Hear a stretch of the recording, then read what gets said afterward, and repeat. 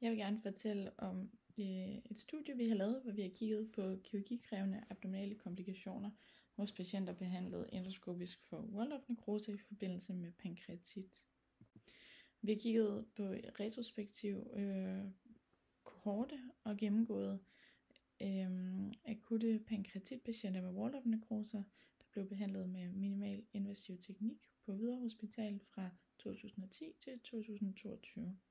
Vores primære outcome var at kigge på komplikationer under indlæggelse, som krævede akut kirurgisk intervention, og som sekundær outcome har vi kigget på lokalisation og komplikationstyperne. Ud af 271 patienter med Waldorf-nekroser udviklede 24 af dem komplikationer, der krævede akut intervention.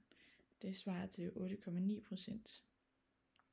På figuren kan man se lokalisationen af komplikationerne, og den primære lokalisation var så kolon. Det var der var flest. Typerne, der kan man se af iskemi, af den, der havde flest. Der var 8 ud af 24, der udviklede iskemi.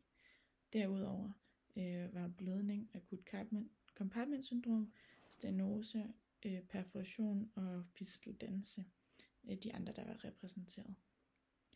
Som konklusion så udvikler ca. 9% af patienter med Waldorf-nekrose komplikationer, der kræver akut intervention. Den hyppigste lokalisation var kolon, og den hyppigste komplikation var iskemi.